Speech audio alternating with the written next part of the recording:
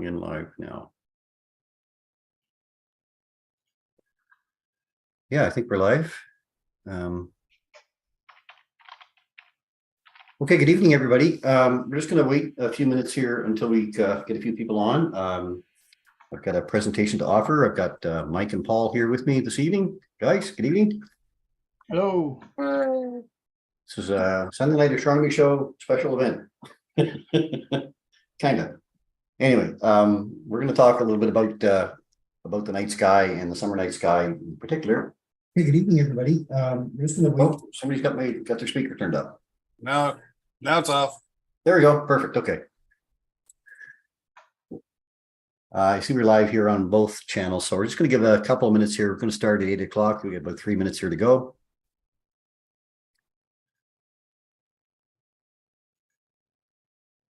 And I want to get my presentation just ready to go. I think we're ready there. Okay, so and I want to get my presentation just ready to go. Somebody's got the volume back up. Not me, Mom. No, I switched to Facebook, and when I made it big, it turned the volume up. Okay.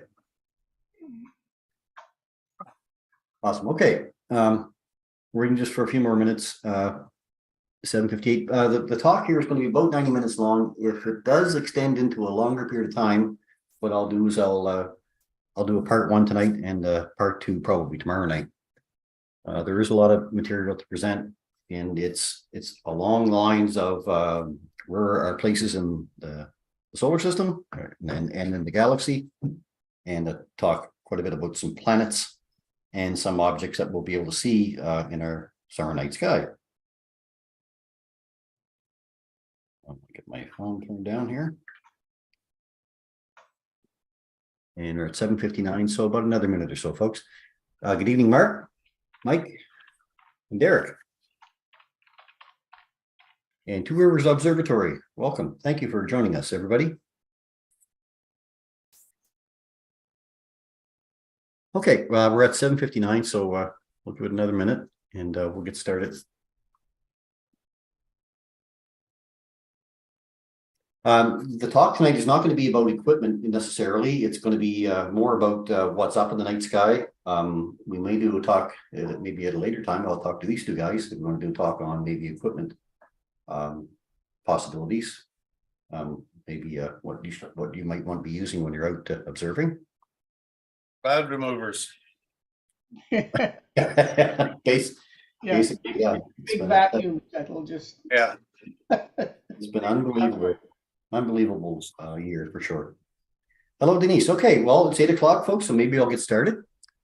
And first thing I want to do is get my presentation up and open. And I'll share my screen here. It's going to be on screen number 2. Here's which one? This one. Okay. So let me open up the presentation there. We should be able to see something up there now. Yep. Okay, so let's get started a little bit with a beginner's guide to astronomy and the summer night sky.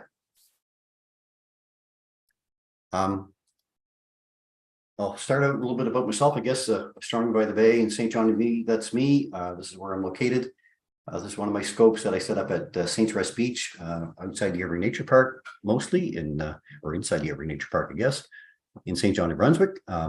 I do something called sidewalk astronomy, which means that I set up my telescope in places where people are and try to offer them night sky views of whatever's available. Moon, planets, galaxies, star clusters, whatever. Sometimes I have a couple of my sidekicks here with me when we're out and about enjoying it. And we welcome you to drop by anytime that you happen to see us set up. We also invite other people who have telescopes to come and join us as well. If you're trying to learn something about telescopes and you want to learn more about them, you can always bring your telescope out and set up underneath the night sky with us when we're there. The reason why I really created my Facebook page was for that reason, to tell people when I would be set up. Normally, I never really know when I'm going to be set up. I work full-time hours and I'm called out a lot at work. And of course, the weather has been really poor. So it's really difficult to plan ahead to say that we're going to go out on a Wednesday or Thursday night, that type of thing. So the page was basically started to tell people when it would be set up. And I sent people to the page for that reason, but the page, of course, has really grown a lot more than I ever thought it would. We're up to almost 16,000 followers now, and it's led into a lot of other topics simply because of the weather in our area. We do a lot of outreach ourselves as groups, members of the St. John Astronomy Club and the Royal Astronomical Society of Canada. We offer as much outreach and education as we can. We do small groups as well, like brownies, guides, Boy Scouts, that kind of thing. There was a lot of activity in classrooms before the pandemic, and as we moved past into the pandemic, we ended up doing a lot of educational sessions online, but thankfully we're back in the classrooms now. I presented to about 48 classrooms, I get 50 classrooms, I guess now, since the 1st of January this year. So it gave me an opportunity to get back out into the school systems and to talk to kids about sciences and astronomy in general. And the kids are very curious. They're great as far as wanting to know about the night sky, wanting to know about the planets. There's a lot of things happening right now. The moon, we're going back to the moon, all that kind of thing. So there was lots of interesting topics to bring up. We're all members of the St. John Astronomy Club, and we're members of the Royal Astronomical Society of Canada, the New Brunswick chapter as well. Of course, these two guys here share the Sunday night astronomy show with me. We're taking a bit of a break from this right now, as hiatus until about mid-September. We'll be back again to offer maybe a little bit of a new format too, some new topics and some more information all about the night sky. So tune into us again back in September, we hope. So a little bit about the night sky itself. Let's start out with a little bit of a journey, first of all, from the center of the Milky Way to the outskirts of the Milky Way. So we're going to start out here at the middle of our Milky Way. And at the middle of the Milky Way, we have a supermassive black hole. And what we're finding now is that there's a supermassive black hole at the beginning or the center of all galaxies that we look at. We can't see a black hole, of course, because they're black, but we can watch stars that are orbiting around the black hole at the center.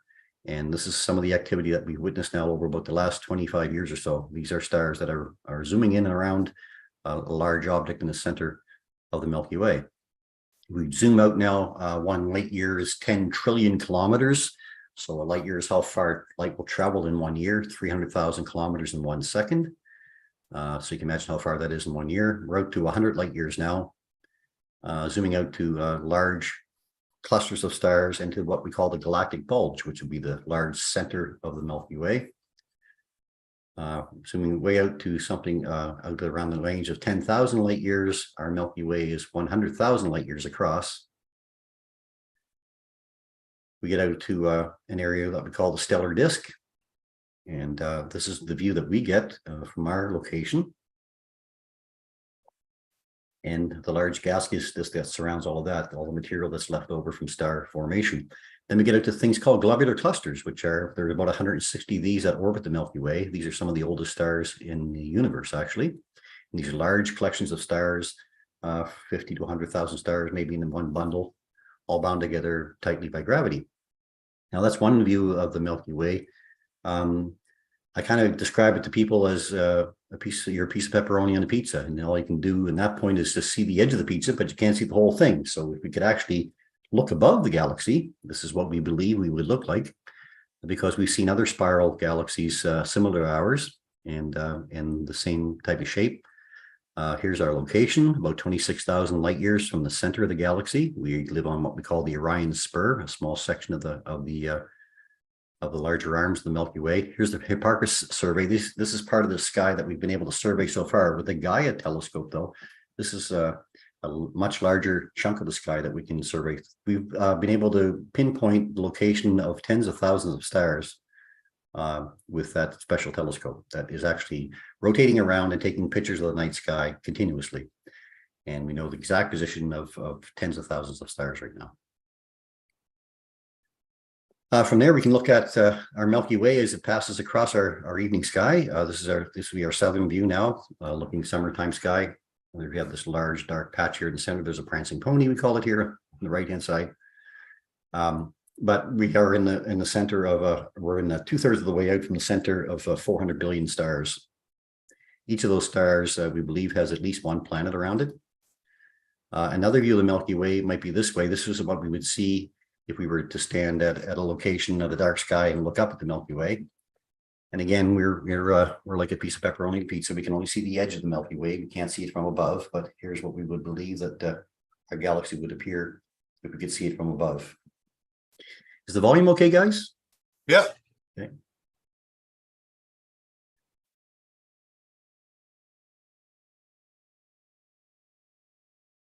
Okay, so here's our complete Milky Way. Spiral galaxies are pretty common. We are in one ourselves. I'm going to venture from there a little bit out to another kind of a cool kind of a view, this one, which shows us a view as if a camera is focused on the Milky Way and it's not allowing the Milky Way to leave its shot. So we can see actually the rotation of the Earth happening here as we stay focused on the central point of the Milky Way. This was one of the photographer artists that captured this view. It was kind of a cool concept, really. Shows us in a whole different light. But we reside there. We're about 26,000 light years out from the center of the galaxy, in a piece of the Perseus arm. Now, our view of the Milky Way changes throughout the year because we're looking at different parts of the Milky Way. In the wintertime, we're looking out into deep space. A lot of people say that the wintertime sky has stars that are much crisper and brighter looking than they are in the summertime. And that's true because in the wintertime, when we're looking out into space, we're looking back into one of our own arms of the Milky Way. And those stars are actually closer to us than the 26,000 light year stars that are way down in here in the big bulge in the center. They're closer, so that would mean that they're a little bit brighter. And also the space behind those stars is very black. We're looking back into deep space in that point. So the contrast between these stars and the black background causes these stars to appear much crisper and brighter looking in the wintertime. In the summertime, we're looking towards the center of the Milky Way. That's that big golden ball there, the downtown New York City, I call it, where the light from billions of stars is causing a lot of artificial light pollution, I'll say.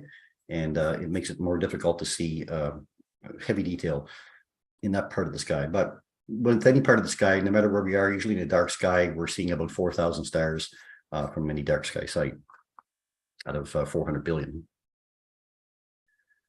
I'm going to talk a little bit now about the center of our actual solar system, the sun. Our sun is a 4.5 billion year old star. It's a hot glowing ball of hydrogen and helium at the center of our solar system. The sun is about 150 million kilometers from Earth. And without its energy, of course, life as we know it could not exist here on our planet. And the sun is the largest object in our solar system. It contains about 99.8% of all the matter in the solar system. It is a medium-sized star with a radius of about 700,000 kilometers. Now, the sun's volume would need about 1.3 million Earths to fill it. Its gravity holds the solar system together, keeping everything from the biggest planets to the smallest bits of debris in orbit around it.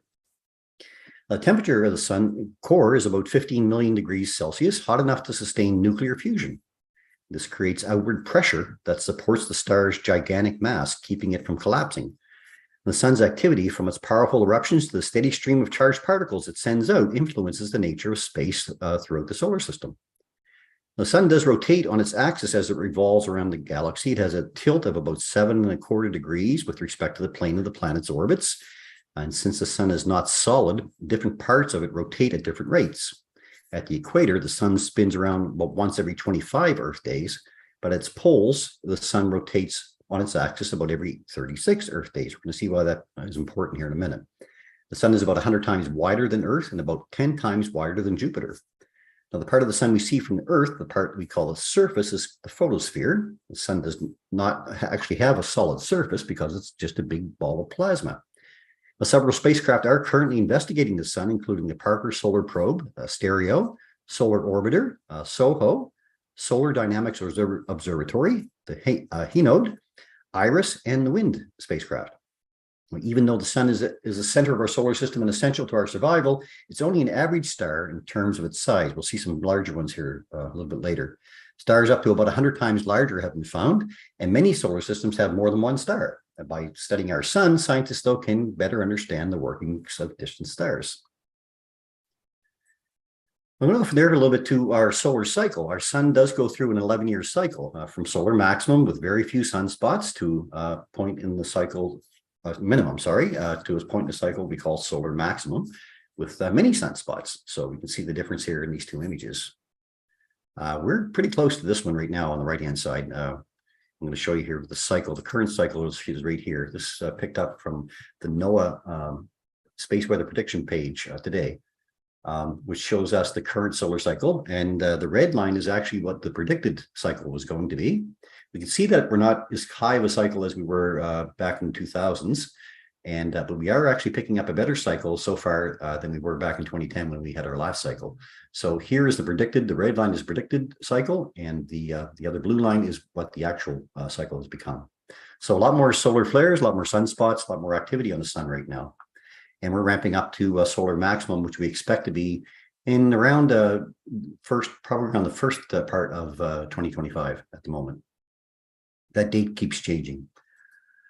During active times in the solar cycle, though, there is an increased number of sunspots. And sunspots are areas on the sun that are a little cooler than the rest of the sun.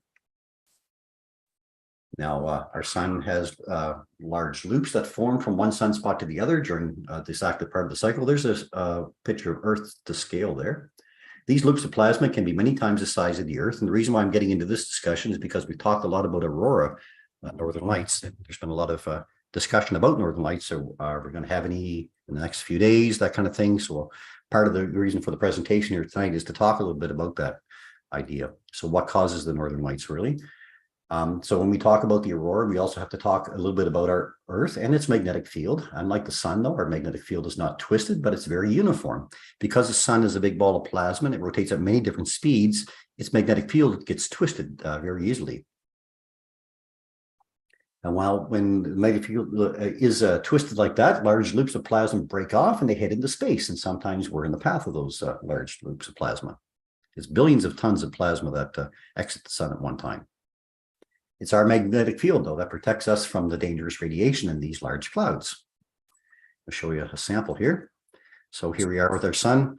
Some of the material that's being exited from the sun, we are bombarded by the solar wind all the time, but these large groups of charged particles actually take our magnetic field and bend the lines back behind us. As they do, they get to a point where they actually touch and short circuit.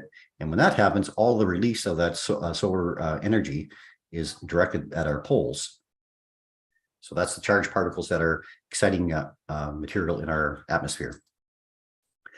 When these clouds of charged particles impact our atmosphere, they do give up their energy to the oxygen and nitrogen atoms in our atmosphere, causing the aurora. Now, this is the view that the astronauts get from the International Space Station. So quite a pleasing view for them during any type of activity. We may not see as much activity here on the planet as they would see up there, of course.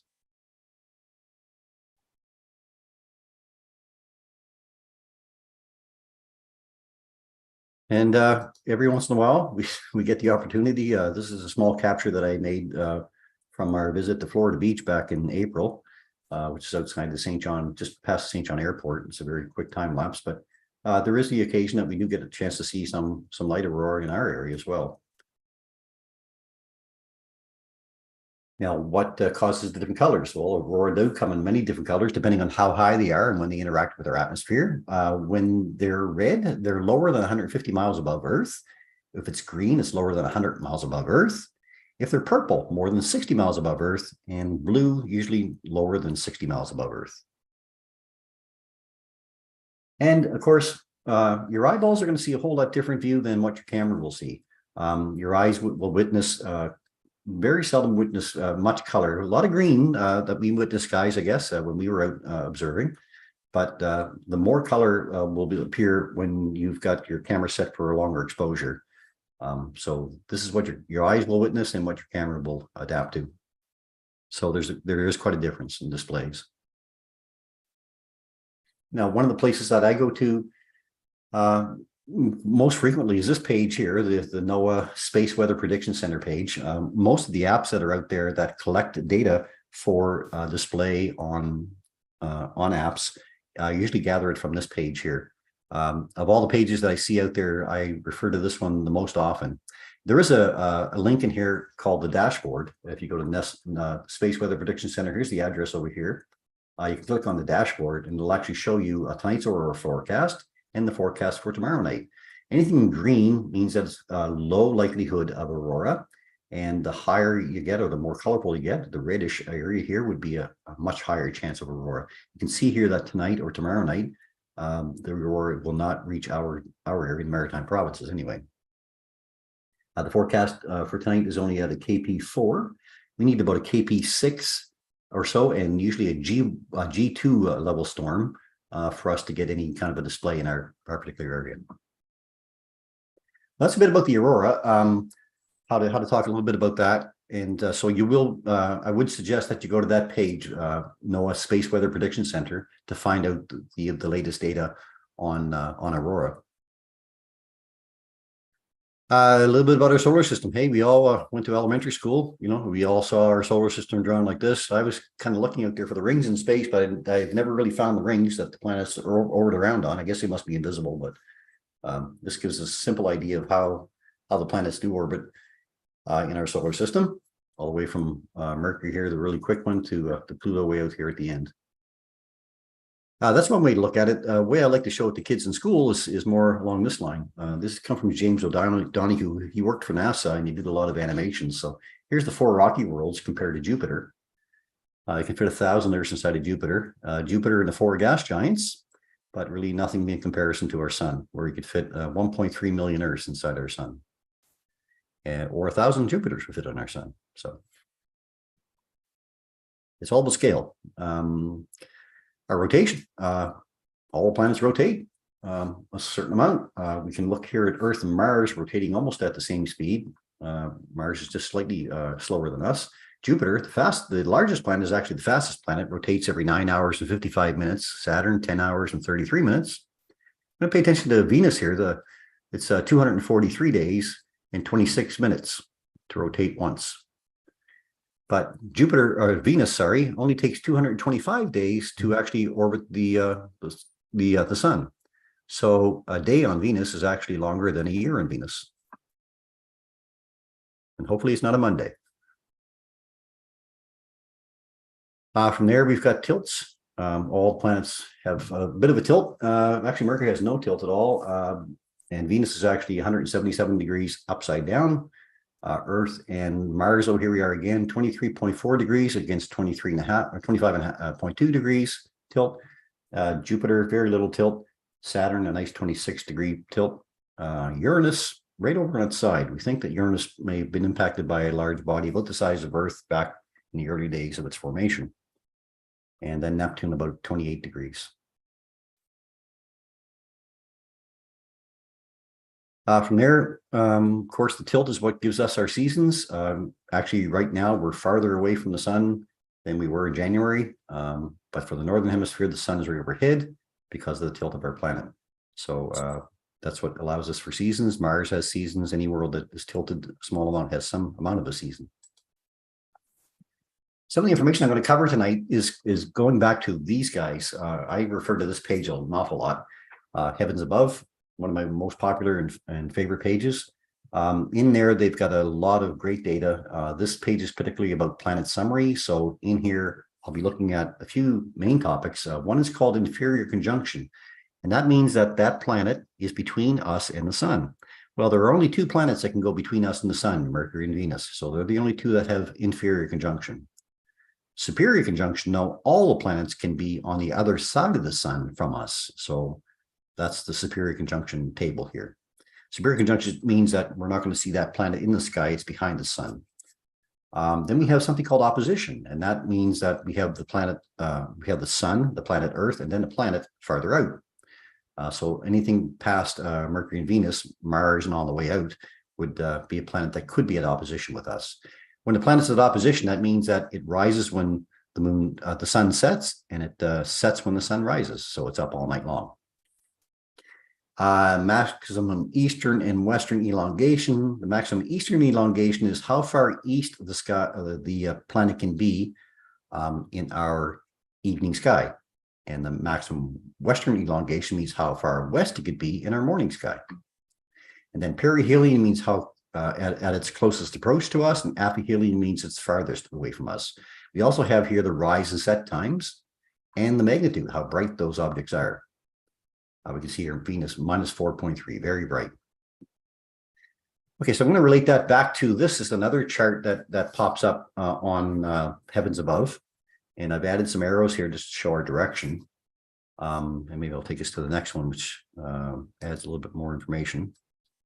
We're going to go a little bit farther ahead, right to this one here. There we are.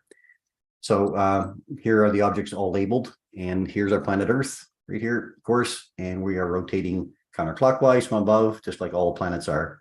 So if you can get your head around this kind of a map, it makes it easier to tell us where the planets are at any particular time. For instance, here I am on Earth, and if I continue to rotate counterclockwise like this, then I would see the sun set. Mercury would be the first thing I would see. Venus would be the next thing I would see. Mars would be next. And then I work my way around from that little circle out to here. And it would be Saturn, Neptune, Jupiter, and Uranus through my evening sky. So that's how it kind of works. I'll go through that a little bit. Let's take a look at, first of all, at the planet Mercury. It's the smallest planet, no real moons. Takes 1 day on Mercury is about 59 Earth days. It takes 88 days out to orbit the sun. It has a very thin atmosphere. Looks a lot like our moon. And the reason why, I guess, is simply because it's so close to the sun that it gets impacted quite a bit by other objects that are drawn in by the sun. The sun pulls comets and asteroids into it, and little Mercury is in the way sometimes. So the impacts here are similar to what we would see on our moon.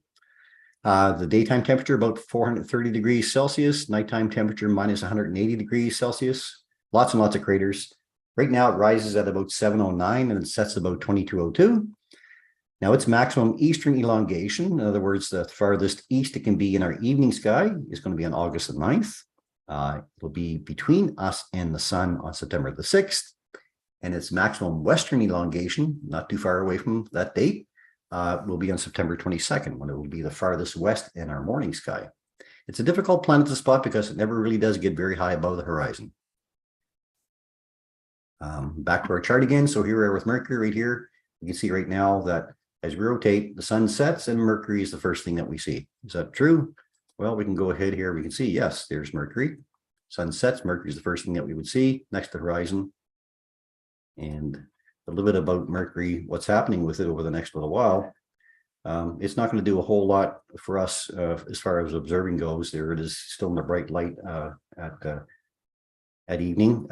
2140, this is shown over the number of days. So we're moving through almost to the end of the month now. By the end of the month, it has disappeared from our point of view.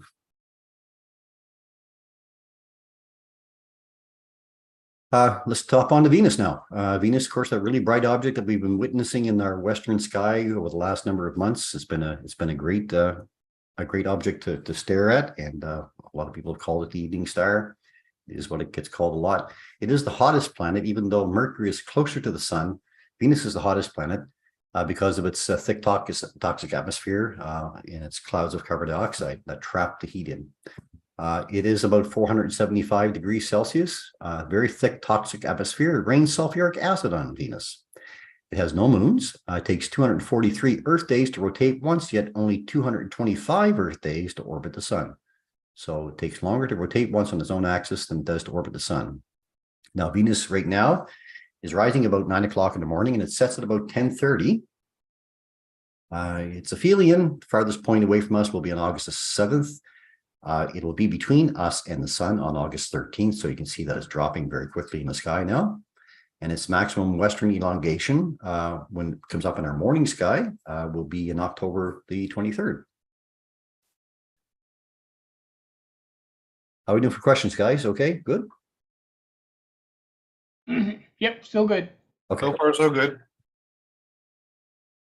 So that's Venus. You can see the clouds of carbon dioxide picking up over it there. So these toxic clouds of carbon dioxide, the sun gets in, but it can't get back out again. Very little of it gets back out. Actually, 97% of the sun's rays that hit the sun or hit Venus are actually reflected back into space. It has a very high albedo, I'll call it, of 0.7. So 70% or more of the light that hits Venus is actually reflected back into space. That's why it's so bright. One of the few pictures that have ever been captured from the surface of Venus, from this Russian lander. Looks like not a very nice place to visit. Its location again in the sky. Here we are back to our map again, showing the solar system from above. And if we rotate counterclockwise again, we'll see that the Sun, Mercury, and then Venus are the order of objects. And that is the order. If I got these in the right order, though, I guess I do. Anyway, here's Venus looking at it right now, looking west at 9:30. And we'll see that it's going to start dropping pretty quickly towards the horizon. There's the 20th, the 21st, 22nd, 23rd, and it's just about out of sight. So we haven't got much longer with Venus because of its inferior conjunction coming up. Earth, our home, the only place we know where life exists anywhere. One moon, of course, 365.25 days to orbit the sun. It has an oxygen and nitrogen atmosphere, very comfortable temperatures, and life flourishes here easily. It's a little hard to talk about our Earth. Oh, there's our Earth. There we are, the blue one, where we're located in relation to all the other planets right now. This Heavens Above page, you can actually set it to any date, move it ahead, and it can show you the planets where they will be on any particular date. It's pretty hard to talk about the Earth without talking about the Earth-Moon system, because we do have the largest moon in relation to a planet that it orbits in the solar system. Earth, the moon is about 1/4 the size of Earth. It can fit about across the United States. It's about 1/6 of our gravity. Here's some images from the moon taken by the LRO, the Lunar Reconnaissance Orbiter. That's been in orbit around the moon since 2010, taking lots of high definition photos, getting ready for us to, of course, to return back to the moon in 2024. Well, probably 2025. We'll be orbiting the moon, I think, in 2024, and maybe we're hoping to return to the surface by 2025. A little bit about the moon itself. Here's a lot of the famous features that are on the moon. The mare is the Latin word for seas. When they looked up at the moon, they thought these were oceans, so they called them Maria. So we have the Mare Serenitatis there, Sea of Serenity, Sea of Tranquility, and the Sea of Crises, Sea of Fertility. So saying Sea of Tranquility is where Neil and Buzz landed, right about in that area there, back in 1969. Lots of other craters and things that are available on a full moon feature. The full moon offers these features mostly. There are a few craters here like Copernicus and Tycho that can be picked up pretty easily, but the majority of the surface of the moon looks flat when it's at a full moon phase. So it's not the best time to observe the moon. I do spend some time observing the moon when it is full, though, and a lot of astronomers aren't out observing the moon when the moon is full because it creates so much artificial light pollution and washes out a lot of the sky. But it's still a target there, and it's still very interesting to watch. How far away is the moon? Well, we could fit all the planets actually between us and the moon with about 4,990 miles to spare. So they would all fit between us and the moon. We're about 400,000 kilometers away. Some of the best ideas, I guess, astronomers' theories about how the moon formed. Some of these are videos that I'm showing to kids in classrooms as well this year. This will be our early Earth about 4.5 billion years ago, when our solar system was quite chaotic, I'll say. Planets were forming, the inner planets mostly here, rocky worlds, gathering all kinds of material in the body about the size of Mars that we call Theia. Collided with us in a pretty powerful impact. The material from both worlds combined together, homogenized together to produce a new Earth. A lot of that material came from the collision, was blasted, of course, up into space. And then that material eventually coalesced and formed our moon, like taking a snowball and rolling it into making a snowman. Well, the more gravity the moon was able to create, the more material it would bring in. And it cleared out the area between us and the moon completely. That's the leading theory of moon's formation. We don't believe it was a captured moon because we would be different. Our material would be different. And that's the leading theory anyway. Why? Because we brought back lots of moon rocks from the moon. These are the 6 locations that we landed 12 astronauts when they went to the moon. We sent these 800 pounds or so moon rocks all around the world. The scientists and geologists tore them apart and studied them and figured that was the best answer. So here's, if you want to know about sites on the moon, you can actually go to LRO Apollo on Google and bring up images, and these will show you the 6 sites where we landed on the moon. From Apollo 11 right down to Apollo 17. Of course, Apollo 13 didn't land. It had an accident on the way to the moon. It circled the moon and brought the astronauts safely back home again. But here you can see Neil Armstrong's footprints leading out to the crater that he walked out to. There's some of the discarded covers for the experiments that they left on the moon. Laser reflectors we left on the moon's surface. We actually point lasers at those reflectors, and we can tell the exact distance to the moon because we measure the time it takes for that laser to get out to the moon and come back again. We know the speed of light, so that can tell us exactly how far away the moon is. We know the moon is moving away from us at about 4 inches per year right now. Apollo 15, and there's a lunar rover vehicle. We did take a few rovers to the moon, 3 of them on the last 3 missions, be able to drive around because we were happy to pick up samples of rocks in close proximity, but to get samples of rocks that were farther away, we had to drive there. So we did take 3 rovers to the moon. The moon is a fascinating object to study. Here's a mountain range on the moon called the Apennines. It's about 600 kilometers long, and it has about 6,000 mountain peaks in it, about 1 kilometer higher, 1 kilometer or higher. A crater called Eratosthenes there at the end of it. So nice viewing of the moon. The moon is always a very much of a treat. This is something called the straight wall on the moon. This is just a trick of light and shadows on the moon. It's actually just a rolling slope about a couple of kilometers long, but it appeared like a very steep cliff. Of course, plans are to go take Artemis and go back to the moon. Our next mission is to go around the moon, maybe up to a couple 100,000 kilometers away from the moon. The farthest that anybody has traveled away from the moon anyway, and it'll come back to Earth. This one will be actually populated by humans. The third mission out is the one that we're supposed to be able to send astronauts to, but these are the 4 astronauts that are going on the next mission.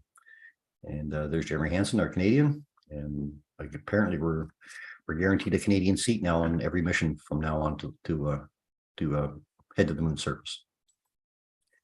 Some kids ask me, why do we have phases of the moon? Well, this is kind of a simple video from NASA. It shows us if you were standing here on the planet Earth looking back at the moon and what your phase would be like, what your view from Earth would be of the moon. Where sun's coming in from this side, that's why we're changing phases. We get to new moon phase right about here. Our moon is up in the daytime sky. We can't really see it, but it's there. And as we continue on, moving around to our first quarter moon, our crescent moon forms back up again. And there we are at first quarter. And straight around to full moon. Now the moon is either usually 5 degrees above us or below us. That's why we don't have a solar or lunar eclipse every month. But there are points called nodes where the moon does pass through the point that would be parallel with us and the sun. And that's solar and lunar eclipses. Solar is more rare than lunar. Going to hear a lot about supermoons over the next little while because we've got 4 of them in a row. So a little bit about what is a supermoon? Well, supermoon occurs when the moon's orbit is closest, or at its perigee to Earth, at the same time that the moon is full. Now, that can be at the same time, but it can also be a little bit off. The word supermoon actually was coined by an astrologer by the name of Richard Knoll back in 1979. And according to his definition, a full moon or a new moon is a supermoon when it's also within 90% of its closest point to Earth. So that brings a few more supermoons into the equation. They can be both new or full. What's the difference? Well, here we have a perigee moon, or a supermoon, we'll call it, quote, supermoon, and an apogee moon, the farthest moon. So this is the closest moon and the farthest moon. One's called a supermoon, one's called a micromoon. So the supermoon appears about 14% bigger and about 30% brighter than a micromoon.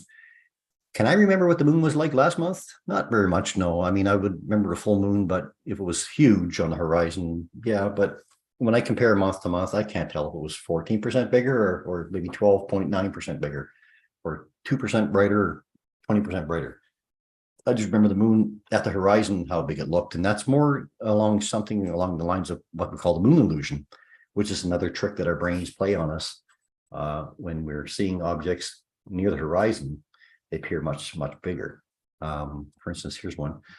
Here's an effect discovered about a century ago called the Ponzo illusion that describes how this works. Now, in the illusion, you have a scene where two lines are converging like railroad tracks, stretching away the distance. Now, both of these circles are the same size, yet our brain's hardwired sense of how distance works forces you to perceive the moon at the horizon as being larger.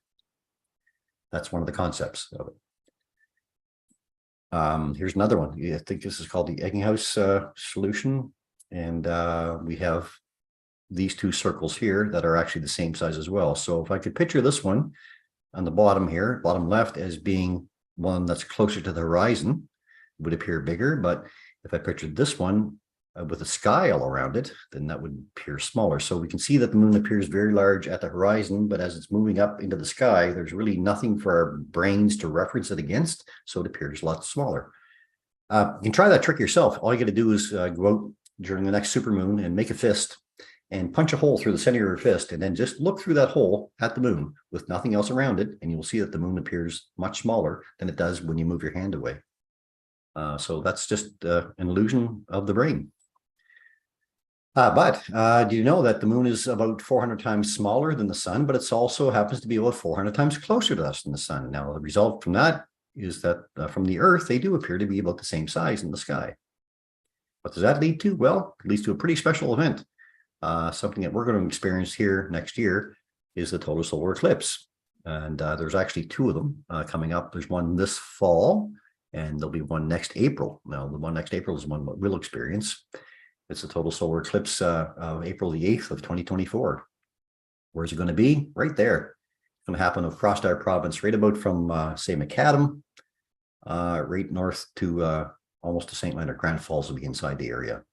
So if you're in the Fredericton area, here you are here, you're going to have 100% totality. St. John, we're going to get about 98.7 or so percent, but not 100%. For me, I'm driving the extra 100 kilometers to get into that area. And all we can do is hope for clear skies. On April the 8th, it's a pretty rough day for weather-wise. It's been cloudy in St. John 72% of the time since the year 2000 on April the 8th. But we do have two of them. So we have October the 14th of 2023. This is an annular solar eclipse. The difference between that one and the other one is that the disk of the moon is too far away to cover the complete disk of the sun. So you'll get to see what we call the ring of fire around the outside. But the one in April the 8th, the disk of the moon will completely cover the disk of the sun. So we will have a period of time when the sky will darken down. Animals that are up and around, they'll kind of quiet down. They'll go lay down somewhere. Birds will start chirping. The sky will get almost like a sunset, even a little bit more. And there are times at which you may be able to remove your eclipse glasses and look directly at it, but I won't say that right out loud. But there is a time called totality when the moon is completely blocking out the sun, and all you get to see is this corona around the outside here. So that's an exciting day coming up. You're going to hear a whole lot about this coming up in the media very quickly as we approach it. Now we're under 200 days, I believe. Now we're getting closer. What's going to appear like? Well, here's the one from October the 14th. So it's going to travel down through Texas and straight out through into South America. And from our point of the country, we're going to see about 10% of the sun eclipsed by the moon. The next one, though, is one that travels right through us. This is it here coming up. And you'll see it pass right over a large portion of the United States and straight through New Brunswick, over PEI, right over Newfoundland, and right on out. They say up to 60 million people will be able to witness this one. It's to be the most witnessed eclipse in history. And you can see how the times change here on the bottom left-hand side about the maximum duration, how much time that you'll have when the sun will be totally eclipsed by the moon. So look forward to that one. 266 days, 16 hours. Thank you, Mike. Got to pinpoint it right down. All right, so that's something you really look forward to. Let's move on to the planets again a little bit farther. We're going to move on to Mars now, the only world completely occupied by robots. two moons, Phobos and Deimos. Well, they're really kind of captured asteroids. They're really not moons, but they do orbit Mars, so we call them moons. It is a dusty world with carbon dioxide atmosphere, tilted like Earth, one rotation about every 24.6 hours, pretty close to ours. 687 days, though, for a year on Mars. That's why it takes us so long to catch up to it. It takes us a couple of years to catch up to Mars. Temperature, daytime, 20 degrees Celsius, not bad at the equator, but drops down to about minus 153 at night. Was there ever life on Mars? Well, of course, we're looking really hard. What I try to do with this setup of planets too is when I'm in classrooms talking to kids, I say, let's take a look at all the planets and all the moons and see if there's any of them that we could live on if we couldn't live any longer on Earth. And I try to narrow it down to them to show them that how important we really are, where we are. It rises now at about 9:25 in the morning, and it sets at about 11 o'clock, and it'll be at opposition not until January 15th of 2025. So we've just about lost our views of Mars. Here's Mars over here again. Here we are on Earth, rotating around, sun sets. We see Mercury, we see Venus, and then we see Mars. And there we are, the same setup, Mercury, Venus, and Mars. And moving ahead a little bit, here's Mars starting today. So it is fairly bright out there when Mars is up. We're not going to have Mars around for much longer. And we had our best views of Mars quite a while back. It's been getting much dimmer as we get farther around the sun than Mars. So we'll lose Mars right around end of July in our evening sky. Okay, let's go from there to our asteroid belt. Well, here's an area that we don't talk a whole lot about. I mean, there are a number of asteroids. This is a video from NASA with some data collected by ESA and NASA of the number of known Earth asteroids. This is from January 2009. Of course, as our telescopes got better, we were able to pick up a lot more of them. Here we are in January 2018. And these are all the known asteroids right now. Any ones that are in green there, we can see those are what we call near-Earth asteroids. And pause that just for a second. So here we are, Mercury, Venus, Earth orbit right there. And you can see all these ones here that are passing in and out of our orbit as we go around the sun. Some of them are above and below, of course, but there's a huge number of asteroids there. There are about 30,000 near-Earth asteroids, we call them.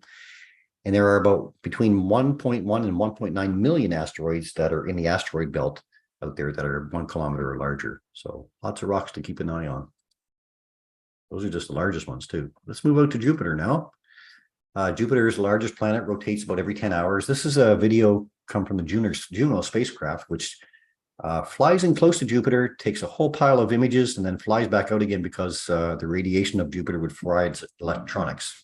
So it rotates about every 10 hours. It has a 12-year orbit around the sun. It has 92 moons that we know of at the moment, mostly hydrogen and helium, like the other gas giants out there, twice as big as all the other planets combined. Now it rises at 1:20 in the morning and sets at 3 o'clock in the afternoon at the moment. And it will be in opposition around November the 3rd, which will place it in the evening sky all night long. So we've got quite a while before we get the best views of Jupiter. There's just a fantastic images, though, that we're getting from this spacecraft. It almost looks like a painting there. From Jupiter, we can look at these 4 objects that we call the Galilean moons, the ones that Galileo spotted in his telescope back about 400 years ago. They wouldn't look quite like this for him, but these are the 4 largest moons. Io is the closest one to Jupiter. Io is a world covered with volcanoes. It's and sulfuric acid. So these little worlds, the problem with these little worlds is that they are so close to a huge world like Jupiter. And as they orbit Jupiter, they orbit in a bit of an elliptical path. And as that happens, they tend to get stretched and skewed a little bit as they go around Jupiter. And when that does happen, the friction from the movement of the moon forces a lot of heat into the center of the moon, and a lot of it gets exited, of course, through things like volcanoes here on Io. Now, the next one out, Europa, we'll talk about that in a second. Ganymede is the largest moon in the whole solar system. Actually, if Ganymede was going around the sun, it would be a planet. It's larger than the planet Mercury, actually. Callisto is the most heavily cratered moon in the whole solar system. And little Europa here, here's the interesting one for me. This is the world where if there is life somewhere in our solar system, it's probably in the oceans of Europa. or maybe in the oceans of Enceladus. Europa is covered with kilometers thick ice, but you can see here there's lots of cracks on the surface of Europa. And underneath those that ice, we believe there's a global-sized ocean. Now, there's lots of ice at the bottom of our oceans, or lots of life at the bottom of our oceans that has never seen sunlight. Could there be life at the bottom of the oceans of Europa? So that's one of our big questions. And we're sending out a spacecraft called the Europa Clipper to help us find out those answers. So pretty fascinating worlds. You can see all those in the eyepiece of the telescope, something like this. If you're looking with the telescope at Jupiter and its moons. Jupiter again will be at opposition on November the 3rd. So that means that the Earth will be between the Sun and Jupiter. So as Sun sets, Jupiter rises in our sky, and as the Sun rises, Jupiter sets. So Jupiter's at its best at that point. It's at its closest approach to us as well for the year for us when it's at opposition. That doesn't come till November 3rd, but we'll still get some good viewing in September and October leading up to opposition, and then of course we'll have Jupiter right into Christmas, which is kind of a nice treat. Those cold, dark nights. Here we are with Jupiter again. So here we are with our planetary system again. Here's Earth. So we saw that as the sun set, Mercury popped up first, then Venus, then Mars. We continue to rotate around into our evening sky. We've got, and into part of the morning sky, actually, we have Saturn and Jupiter coming up behind Saturn at the moment. That's going to change because the planets come up about 4 minutes earlier each night right now. So soon enough, we'll have Jupiter and Saturn in our evening sky. There they are in our morning sky, close to the Pleiades actually right now. So if you're out next little while looking up at Jupiter and Saturn, look over to the left, you'll see a nice reminder of winter coming there. Our Pleiades star cluster. And a little bit closer look at Jupiter here, as it is going to be over the next few weeks. So here we are in our morning sky. It's about 3 o'clock in the morning. See, it's rising a little bit higher each day, which means that it's actually coming up a few minutes earlier each day. So it's going to be placed at a different part of the sky at that same time each day. And there's Uranus as well. We're going to be joined by the moon there sometime around 1st of August. And we'll hop out now to Saturn. Saturn rotates every 10.7 hours, 29-year orbit, 145 moons presently. It has become the king of the moons again. Beautiful ring system, of course. The second largest planet, over 900 Earths would fit inside of Saturn. And it's the ring system that has been the most analyzed, I guess, of everything about Saturn. It's about 100,000 kilometers across, the ring system, made up, we believe, maybe possible of a collision between a couple of small moons back in the day that might have caused the rings to appear. Now, the rings actually change position each year too. We'll take a look at that in a second here. A couple of famous moons of Saturn are, of course, Titan, which is covered with methane, liquid methane. It has lots of haze, so it's very difficult to see from you can't see from our planet as far as looking through the haze, like with same thing with Venus. But with radar, we can strip away the clouds and look below and see that there are large lakes of liquid methane. The probe that went to Saturn a short while ago, Cassini, actually sent another probe called Huygens down through the clouds of this moon and saw large lakes of liquid methane on the surface. Another famous moon is Enceladus. This one here was another one that Saturn did approach. This moon actually spits huge geysers up into space. So we know that this moon actually has an ocean as well underneath the ice. There's been some talk about Enceladus replacing some of the material that gets lost in Saturn's rings. This icy material that gets spewed into space is actually helping replenish the ring system of Saturn.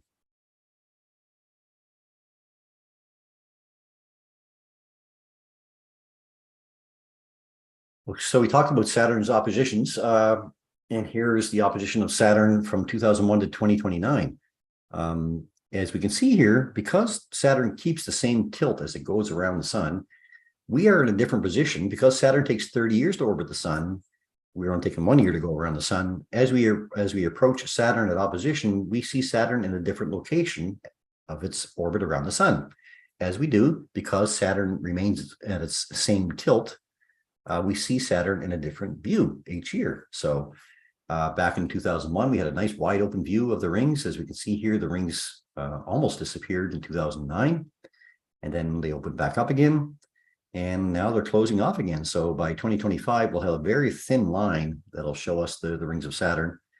This year, not a bad view, a little bit worse than last year, but still moving towards that 2025 point when the rings will almost disappear for us. And then we'll start to open up again. So our view of Saturn does change each year.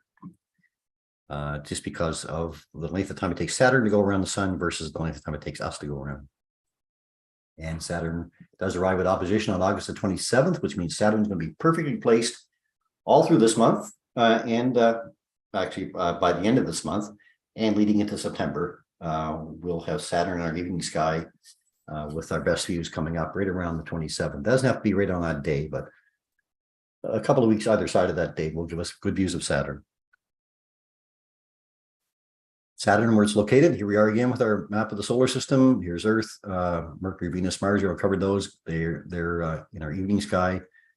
Rotate around here to Saturn coming up before Jupiter in our morning sky right now. But again, they rise up a little bit about 4 minutes earlier each night. So by the time August comes around, this nice, beautiful target right here will be up in our evening sky. And there they are again, looking at them about 4:30 in the morning. And look at Saturn for over the next few weeks. Here we are in our morning sky again. This is at 11:30 actually when it rises right now. And we can see that it will be a little bit higher each night at that same time. So we can back it up a little bit and say that it's going to be around 10:30 or so when it's in a pretty good place about mid-August. It was some nice view. Saturn's always beautiful in telescope. Everybody loves Saturn. The moon and Saturn are two objects that get the most wows, I guess, the eyepiece. We're running about 5 to 9 right now. I'm going to try to move ahead here a little bit quicker because we're about halfway through the presentation right now, a little bit more than half. Uranus, not going to talk too much about these ones, but that they're out there. The 7th planet from the sun rotates on its side every 17 hours. Now it takes 84 Earth years to orbit the sun. It has 27 known moons, and it gets temperatures as cold as minus 224 degrees. So, and it's actually, like you say, it's tilted on its side. It has rings. Jupiter, Saturn, Uranus, and Neptune all have ring systems. Saturn's is the most famous, of course, because it reflects the most light back at us, and we get to see them the best. Because these two are telescope objects, I'm just going to show where they're located. There's Uranus over here. So Uranus is still in the morning sky before the sun comes up. Here we are with Uranus in our morning sky, looking east at about 4:30 a.m. There's the constellation of Auriga, Taurus, and the Pleiades star cluster. So it's between the Pleiades and Jupiter right now, if you wanted to try to find it with a pair of binoculars. It looked like a very soft ball, not pinpoint like a star, but a kind of a soft ball. To me, it appears a little bit of greenish blue. And then we're going to move on to Neptune. Neptune is the next planet we're going to talk about, 30 times farther away from the sun than Earth. It takes a full 165 years to orbit the sun. It has 14 known moons, and it rotates in about 16 hours. And its temperature can run down to minus 220 degrees Celsius. So very cold world again. Where it's located. Here we are again. So right now, Neptune is between Saturn and Jupiter. Our morning sky, early morning sky. So here we are with Neptune. It's just below Pisces. So if you could find Pisces, you could look just below it, you'd find Neptune. Again, a very soft blue planet. Visible in binoculars, I think, if you can identify which one is actually Neptune. Small telescopes as well. Larger telescopes, even with my large telescopes, I don't see Neptune as anything really fancy. It just appears a soft blue ball. Pluto, of course, we're going to count Pluto because Pluto's still a planet to me. Anyway, Pluto is 1 year for Pluto is 90,530 Earth days. I had that number calculated, 248 years. There we are, to go around the sun. It has 5 known moons for a little world like that. Temperatures down to as low as minus 240 degrees, and it's called a dwarf planet. Well, what happened to Pluto? Well, astronomers had to get together a few years ago to decide what was going to be determined as a planet, because we are finding worlds that are just as big as Pluto or even bigger. Even our moon is bigger than Pluto. So we said, well, let's lay down some rules on what determines what is a planet. Well, First of all, they said the planet must orbit the sun. Pluto orbits the sun, no problem. It's got a kind of an irregular orbit, but it does orbit the sun, so it's good. It has to be large enough to be round. It can't be an asteroid. It has to have enough gravity to pull itself into a round shape, and Pluto does meet that qualification. The third one was where it lost out, though. It has to dominate its orbital zone or clear out all other sizable bodies as it orbits around the sun. It can't do that. It's not big enough. So Pluto was demoted to a dwarf planet with the Ceres, Eris, and a bunch of others now. I think there's about 40 of them now that are considered dwarf planets. And we talk a lot about planets around in our solar system, but of course there are many other solar systems that we're finding out there. Here's some. The larger ones here are hotter worlds and larger worlds. And then we've got some here, you can see up the top left-hand side part of the scale or the legend of the objects, Mercury-sized, Earth-sized, Neptune or Jupiter-sized worlds. There's our solar system in comparison right here. So we found about 7,000 planets in a prospect by using the light from that star and looking at an object, looking at that light in the star, dimming it a little bit when an object happens to pass in front of it. So we measure how much dimmer that object became. That can give us an idea of the mass of that particular planet. And we wait until that happens again to the exact amount same amount of dimness. And we can tell that that's a planet that has a particular orbit now. Is that planet large enough or small enough actually to have water on its surface? And this is how we found a lot of our planets, about 7,000 so far. And where have we looked? Well, we've only looked in this little spot right here. So we've got all this left to check out. And that's only one out of 2 trillion galaxies. So is there life out there? Well, a lot of wasted space if it isn't. This is a little bit of sample about the size of some of the objects. Here's our Milky Way compared to the Andromeda galaxy. We have one out there, a huge one called M87. That's where we imaged the first black hole, was imaged inside that galaxy. Here's one called IC1101. IC1101 is in the Abel 2029 galaxy cluster. That's, I believe it's in Leo. It's the largest known galaxy in the universe and contains about 100 trillion stars. So things can get very big out there. How big can they get? Well, let's take a quick look. This is one I show for the kids too. A little bit of a look at how the solar system compares to other objects. So here's our Earth's moon, Mercury, Mars. You might have seen this one on YouTube. Venus and Earth. Venus is almost Earth's twin. Move out to the gas giants now. There's a Neptune comparison. We'll step out to Saturn without the ring system. Jupiter, which could contain all the planets. Step out to our sun. And our sun is a yellow G2 class star, but it's not the largest star by any means. It's just a medium-sized star. Here's Sirius A, Pollux. These are stars that we can all see in our night sky. Pollux is, of course, one of the stars of Gemini twins. There's Arcturus in our evening sky now. Aldebaran in Taurus. That's a red bull star in Taurus. Rigel, another star, the bottom foot of Orion. Here goes the Pistol star, a blue hypergiant star, into Antares A, a red supergiant. Now we're getting to the red supergiant stars, Mu Cephei. And when this video was made, this was the largest known star at that time, BY Canis Majoris. There's one larger than this now called Stephenson 218. Zoom in over the top of this star, and we'll compare it against the size of our planet Earth. And that's us in comparison. Oh, we're pretty puny. I'm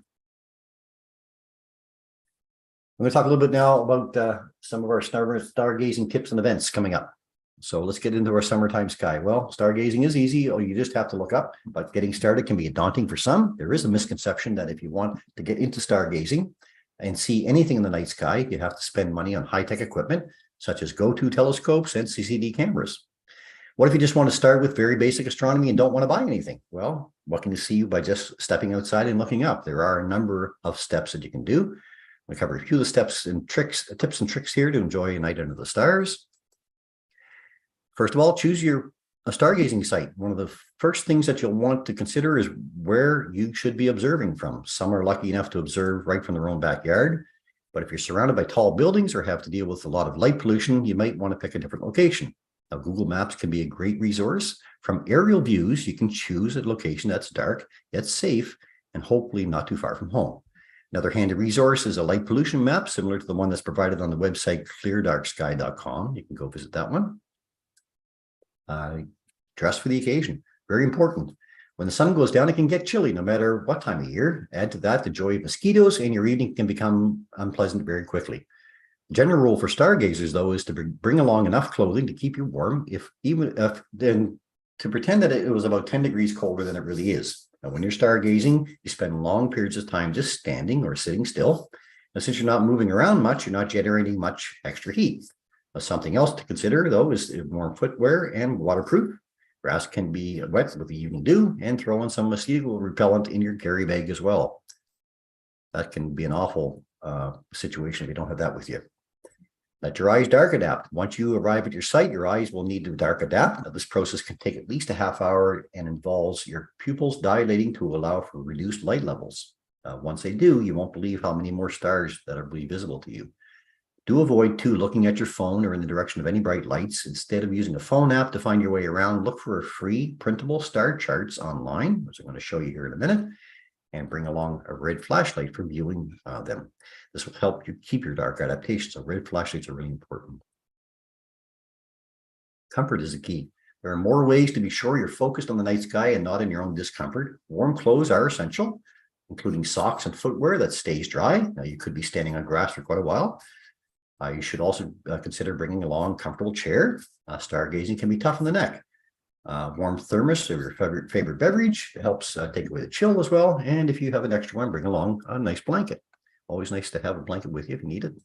Comfort is the key. Grab a photo for memory. Most of us carry a pretty decent camera with us in our phones, and many own a nice DSLR setup too. It's fun to capture memory to share later. Experiment with your settings, and always try to use a tripod if possible.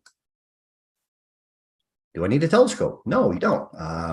You don't need a telescope to enjoy the wonders of the night sky. Binoculars work great for beginners and advanced astronomers too. They give you the correct view. They are portable. They are lightweight, and they are reasonably inexpensive. So you can enjoy binoculars before you ever invest in a telescope. Actually, the binoculars are really just two telescopes joined together. There are lots of printable star charts out there. This is one that comes from RASC, the Royal Astronomical Society of Canada. There's the site information there. You can actually just go to rasc.ca, printable star chart, call it, and it'll come out with this chart. This is one part of the star map, and the other part is here. It's called a star finder. So you print out those two pages on tougher cardboard if you can, and then you take this and fold it in on the lines, and you set this other piece inside of it. And as you spin it around to the date and time, it'll show you what the sky looks like in your area. We usually hand these out at events, but this is a nice place to find one to download it from. Also, this one here, got this from Robert Gadet. He sent me this one time, or saw it on his page one time. This evening sky map is another printable page. It shows that this is a sky calendar for July 2023. So there's the same thing. There's your night sky, and it lists all of the major events that are coming up in July down here on the left-hand side. This is for the Northern Hemisphere, and you can also get one for the Southern Hemisphere from the same website. So that website is back here again, skymaps.com, and this is all free and printable. Stepping from there to Sky and Telescope's Essential Guide to Astronomy. Here's their nice moon map. You can take that, print it off, and you can go out and find objects on the moon with binoculars and see if you can find these objects that are there. And there are more detailed ones too. There's one called the Virtual Moon Atlas, which is another nice free program to run. But this is a nice one to be able to take out with you. Take your red flashlight with you, hold it up, check out with binoculars the area, and then go down to the map and take a look, see if you can find your way around. Let's look at a few favorite naked eye binocular targets for the summer. Well, sunrises. I mean, I'm hooked on sunrises and sunsets, really. They can always give you a pretty glorious view, and they cost nothing to witness. I mean, we have some very beautiful spots around our part of the country, and we can capture some pretty nice moments, and those moments are completely free. You don't need any special equipment. Cell phone was what most of these were captured with. These are some sunsets as well. So the sun is always a beautiful target. It's our star. It's great to take a look at. If you're an early bird, you have to be pretty early right now. to get up and catch the sunrise, but that changes as the year goes on. The moon, of course, another fascinating object to view. We get the moon up in our sky about 3 weeks of the month, so we have lots of time to enjoy the different phases of the moon and the different views of the moon that we get. Aurora, we talked about that already a little bit. Night sky views of the aurora, our northern lights. These things can happen, not frequently in our area, but with the sun ramping up in solar maximum coming along the way, we are seeing a lot more solar activity. There was actually 10 large groups of sunspots on the sun just the other day. Any of those can produce a large CME or material that will be ejected from the sun, interact with our atmosphere, and cause these things to happen. So we keep an eye on this on a daily basis. Meteor showers, of course, fantastic things to watch. Meteor showers are those special events that everyone can enjoy. We have several each year, and some with favorable conditions this year, including the Perseids and the Geminids. All you need is a comfortable spot to view and some patience, and they're always best to share with a friend or family member, with each of you staring at a portion of the sky and then shouting out when you see one. No experience or equipment necessary for that one. Space station. Lots of kids have watched the space station go over top. We see it many times. It's actually passing over quite a number of times this next week or two. Where I find that is I go to that same website, Heavens Above, and I click on ISS. Once I insert my location, and this will give me the number of times. Here it is, all this next week or so. Look at the number of passes that we're having the next week. Several of them are in the same day. We have one at just after midnight, then 2:03, then 22:01 and 23. So it only takes about 90 minutes for the space station to circle the Earth. Any of the numbers that are the brightest are the ones that are going to be the most, well, the ones with the lowest number, I'll say, lowest magnitude number are the brightest passes. And I usually look for this column here, the highest point, and I try to find the one that is the highest point. There's one at 77 degrees. So that's pretty high. I don't know if I picked that one or the one below it, but there's a typical pass right there. And they take anywhere from 3 minutes to say 6 minutes to pass across the sky, depending on what part of the sky it's covering. But it's a great little thing for showing kids. Again, no cost at all to this, just picking the right time to go out and see it. Another place you can go to pick it up is Spot the Station. That's another website. I think they have an app called that now as well, Spot the Station. And you just plug in here your location and click on your area, and it'll show you the number of passes over your location and when it's going to happen. Of course, another thing that's been kind of popular, but not everybody likes it, is the fact that the Starlink satellites are passing over us. So whenever SpaceX happens to do a launch, not every time, this is the kind of view that you might get the next night or that night, depending on where the satellites are. There's usually about 60 of them, and they're working their way up to get to their final position, orbiting position. But when they do, they run in a long chain like that. The first time I saw these, I wasn't sure what I was looking at, but they're quite common now to see. They might not be as bright as this because they did dim them down a fair amount because of astronomers' complaints. But this is an earlier one back in 2019. So whether the display looks this nice or not at this point, not sure. It takes quite a bit of work to find one that's going to be really good. But you can go to a site called Find Starlink. That's where I find them from. All you do is type in your location here, click Find Visible Times, and it'll tell you the number of times or when it's going to be passing over your head. And from there, it'll say either bright pass or dim pass, or not possible to look at them. So it gives you the level of brightness. Jupiter and its moons. Even through binoculars, you'll get a view like this of Jupiter and its 4 Galilean moons. So it's nice to see these moons in this location. Come out the next night, you might see 2 on one side, 2 on the other. Maybe you'll have 1 and 3. Maybe you only see 3 because one's behind it. Let the kids take a look at that. Say 8 o'clock every night. Go take a look and write down where they are, and then go back out the next night and take a look, and they can see a mini solar system happening. Really, so it's kind of neat. Stars, Mizar and Alcor, the Big Dipper. There's a very popular one. Can you see these stars separated like that with your naked eye? That's usually a test of good vision. They were a lot closer a few thousand years ago, so that was a really test of good vision. But today I can't really make it out when they're like this. I have to use binoculars to pick them out. But look for the second star in the handle, the Big Dipper. That's a cool one for kids. double or multiple star systems. Some stars are not alone. In fact, about 5 to 10% of all the stars we see are actually double stars. And there are many more cases where we know the second star is there, but we can't see it from Earth. Along with this, there are large numbers of multiple star systems, like the ones in heads of Gemini, the twins, or Castor, a sextuplet star system. So there's lots out there available. There are a large number of striking double stars too, like these two, Albireo and Cygnus. That's the head of the swan, Cygnus. There are also clusters that are not tightly bound together by gravity. We call them open clusters. And here are two that you can see naked eye tonight, the double cluster. They lie about a distance of about 7,500 light years in the Perseus arm of the Milky Way galaxy. They're quite pretty in binoculars, one of the best targets for binoculars. And there's where they're located. So there's the W of Cassiopeia. Just make yourself a big long triangle down from the last two stars, and that's usually where I find them. That's what they look like in binoculars. Sagittarius star cloud. Follow your way up through the Milky Way, and I'll get to that in a second here. Glancing back at the Milky Way can be a very enjoyable experience. Simple view with binoculars can reveal so much. Thousands of stars of many different colors and brightness, and wonderful star clusters too, like the large and small Sagittarius star clouds, which are found right in here. So here's Sagittarius in our southern sky. It's about 11 o'clock at night now, and here we are at the star clouds right in this area here. So just pan from this Sagittarius teapot and look all the way up this way through the Milky Way and take a look through that part of the sky with binoculars, small telescope, and you'll be amazed at what you can see. People don't realize even overhead here, as you come down through the other side, here's a double cluster. There's Cassiopeia. Pass right through that area as well with binoculars, and it's just an amazing view. It blows you away by seeing the amount of colors, things that you can see there. While you're there in that area, take a wander over to the Andromeda galaxy. Take a peek at that with binoculars as well.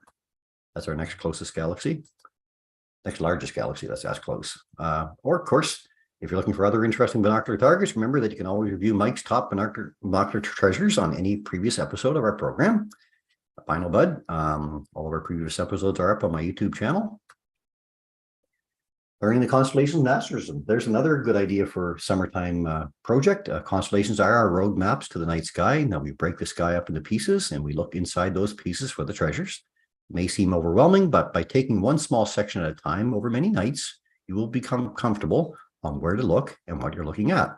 Now later, as you step up to optical equipment, the knowledge you pick up by getting familiar with the constellations will become invaluable actually and provide you with confidence when trying to find those objects or to try to share them with others.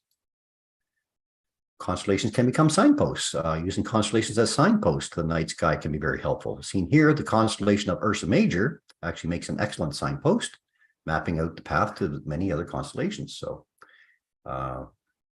using the Big Dipper is probably one of the most popular ones to find your way around all these other constellations. And we all know where the Big Dipper is. You can all find it easy. One easy one here is we do something called star hopping. So here's the Big Dipper. So we take the last two stars of the pot and we point straight over. The first star that we're going to hit is going to be Polaris. That's the North Star, or the first star in the handle of the Little Dipper.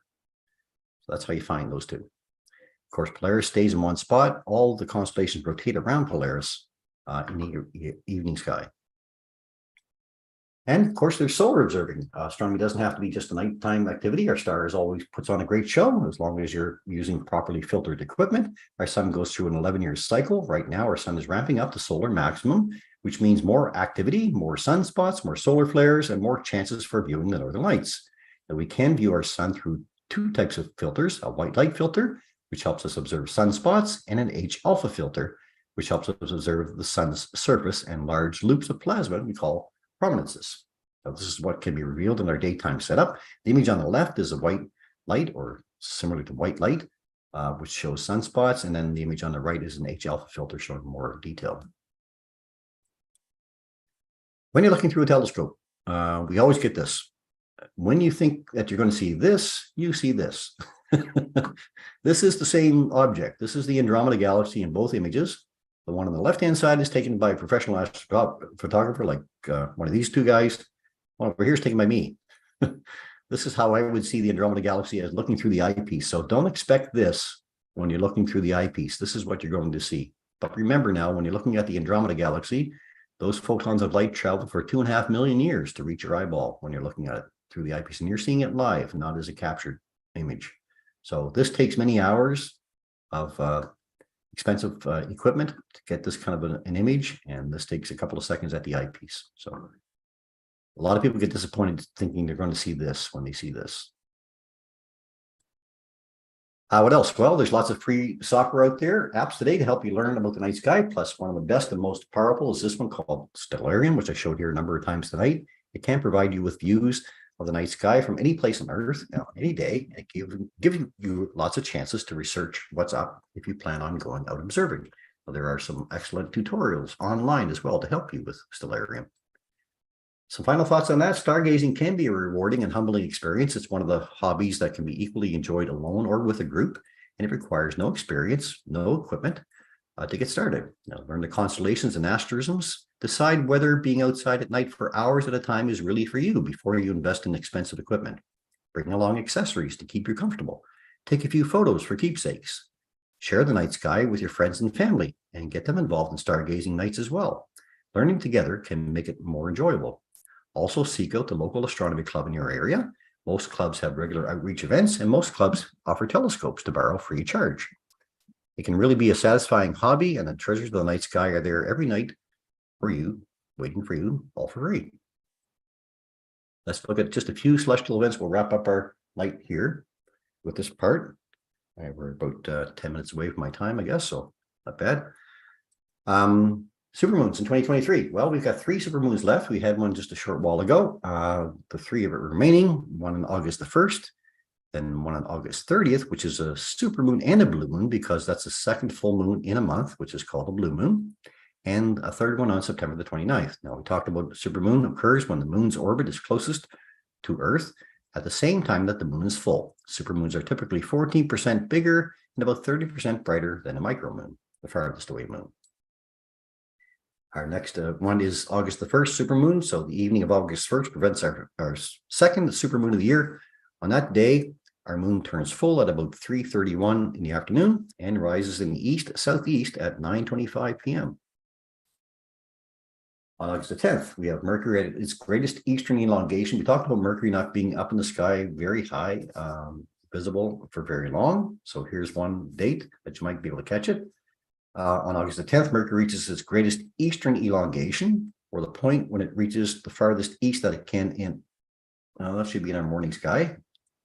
No, that is our evening sky. Sorry, this is one of the best times to try and spot the elusive planet. We're going to move to August 12th, 13th, the Perseid meteor shower. Should be a great show this year if we get clear sky, because the moon's going to be out of the way. Perseid meteor shower, most famous of all meteor showers, is expected to reach its peak during the pre-dawn hours of August 12th. It's always pre-dawn because that's when the constellation that the meteors seem to come from is at its highest point in the sky. On that evening, the moon will be a favorable 21% illumination, which means it'll set early, making it easier for us to spot those fainter meteors. The Perseids can produce a zenith hourly rate, in other words, an overhead hourly rate of up to 100 meters per hour on a good night. Now think of that August 12th, nice warm August night, sitting outside watching a meteor shower. Nothing better, and still all free. August the 27th, Saturn will be at opposition. We talked about Saturn earlier. Saturn reaches opposition on August 27th this year. It's time when Earth is placed between the ring beauty and our sun. It also leads us to our best views of Saturn when it is at its closest approach to us all year. At opposition, Saturn rises as the sun sets, and it sets as the sun rises, so it's visible all night. August the 30th, we have our second supermoon, or our second moon of that month, blue moon. The evening of Thursday, August 31st, presents us with a third of 4 supermoons of the year. This one is also a blue moon, which is defined as the second full moon in the month. Moonrise on this night will be at 8:20 p.m. in the east-southeast. The moon turns full at 10:35. On September 22nd, Mercury is at its greatest western elongation. On September 22nd, Mercury will be at its greatest western elongation, or the farthest western point that it can reach in our morning sky. At this time of year, the ecliptic, the path that the sun, the moon, and planets take across the sky, makes a very steep angle with respect to the horizon, making Mercury appear as an easier target. Oh, let's go back one. And September 29th is supermoon, the last supermoon evening on September 29th. And on that evening, the moon will turn full at 6:57 p.m., shortly before rising in the east at 7:25 Atlantic time. Now, a few events coming up at the Irving Nature Park. A reminder of these events on August 11th, 9 to 11:30. We'll be inside the Irving Nature Park to offer views through our telescopes. And we'll also be set up there for the Perseid meteor shower. And the backup date for that one is August the 12th. So it's cloudy the 11th. We'll be there on the 12th. On September 22nd, from 8 to 11:30 is Fall Astronomy Day with a backup date of September the 23rd. On October 14th, I talked about the solar eclipse crossing the country. We'll be offering a partial eclipse of the sun there from 1:30 to 3:30 p.m. And on October 21st, from 7 to 10 p.m., it's International Observe the Moon Night with a backup date of October the 22nd. So you might want to mark those dates down. Following that, the other big events that we celebrate year round are these, or in the summertime, are these Star Party events. We have 3 left. Mount Carlton Star Party is going to be on August the 18th and 19th. Fundy Stargaze from September the 8th and 9th. Usually that's on the Labor Day weekend, but we have a big bright moon that weekend, so we don't want to be there when the moon is really bright. And Kujipakak Fall Star Fest happens on the 22nd and 23rd. Now, what is a Star Party? Well, Star Party is the event when many of us gather together from around the province to celebrate the night skies, and we all get together at a large field, basically. Campers would be camping in their locations at their campgrounds, and then in the evening they can come down and enjoy the night skies with us for 2 nights, all for free. The only cost for you is registering yourself at your campsite. So these are some of the pictures from last year at Fundy National Park. And the night skies there are pretty nice, pretty enjoyable. Lots of dark sky. We help to celebrate the fact that they have dark skies by visiting their parks and sharing our views with the public. So these are really special events. We usually don't go to bed till the morning, so we're up usually most of the night. So if you want to come out and take a look at the night sky with us through our scopes, if you're looking at buying a particular telescope, it's always a good time to talk to the astronomers that are there, because astronomers like nothing better than talking about their equipment. And you can take a look at through some of the scopes and decide maybe that's what you want to be doing. For resources, I would suggest a couple of places to go to. The St. John Astronomy Club is our local club, and we have a huge amount of resources on this page. Mike Powell now is looking after he's the website manager of this. He's done a great job on it. We are, as he says, changing themes on this website as we move along. But here there's a whole pile of information. I've only captured just the very top part of the page here, but there are a number of topics all down the left-hand side. Lots of useful links, lots of topics that have been discussed at the clubs, things that we put on during workshops. So you can find that at sjastronomy.ca. The other place I would recommend would be RASC-NB, members of the Royal Astronomical Society of Canada, the Brunswick Center. There's a lot of information on this page as well, which is the larger umbrella group, really, that for the local clubs. And here you'll see the section called Star Parties, where the Star Parties are listed and what's going to happen. And there's a big note on the 2024 solar eclipse coming up next year. So final thoughts for me: astronomy can be a truly humbling hobby. The vastness of space can be easily overwhelming. There's no doubt about it. We do, though, play a very unique role in the unfolding story of the cosmos, in my opinion. Be that child again, the one that looked back at the universe in wonder when you were a kid, and just enjoy the summer night skies. So I hope you enjoyed the presentation. It wasn't too lengthy. And that's it for me. Stop share. Oh, there you go. 90 minutes on the button. So you were right on the money. Was I? Well, look at that. A lot to take in, but well said. Yeah, absolutely. Yeah, there'll be lots learned there for a lot of folks that have watched, and there was some comments and questions as you're doing it, and yeah, so I think some folks learned a lot tonight. Good, great. Yeah, it's in the three of us, when we're talking about topics, I mean, Paul, you're our astrophotography guy. Mike talks a lot about equipment. I usually talk about the night sky in general, and I think that's why we've all fit together so well with all of this. But this is a topic I kind of want to get out a little bit because I know that we're hopefully getting some clear days coming up. So the word is, it's typically for us, August and September are usually the best months anyway, right? I mean, September is the great month for us Yeah. because the skies are getting darker. They're already getting darker by a few minutes each day. And as our temperature warms up and the skies get darker, what better weather for us to enjoy activities. So Perseid meteor shower, I would say that's the next big one coming up. Super moon's coming up as well, August the 9th, and again at the 30th. So those are a few events to keep an eye out for. And then, of course, the 4 dates that we have inside the Urban Nature Park this year is nice to have four full dates coming up for that. The 3-star party events that we're all looking forward to coming up. Those are really fantastic. If you haven't been to a star party event, I highly recommend it. You get to the darkest skies in the whole province. We're there with our gear, and you can talk to us all night long. You know, it's all free. The event itself is free. You have to pay for your registration, your campsite, of course, but anything else that we provide is free of charge. So it gives us an opportunity to get to meet everybody that's been following us through the page, and just to get to see them, you know, in person, and to get to share our views of what we enjoy. It's the night sky. Yeah, it's all good. So with that, then I guess I'm gonna close out tonight. So All you gotta remember is, come on, focus. It will clear soon. very appropriate, Mike. Well, thanks everybody for joining us. It wasn't a Sunday night astronomy show, but it was a little bit of a special event. We'll be back to see us again though in mid-September when we come back, hopefully with a few new ideas and some new topics and a new way to approach the show.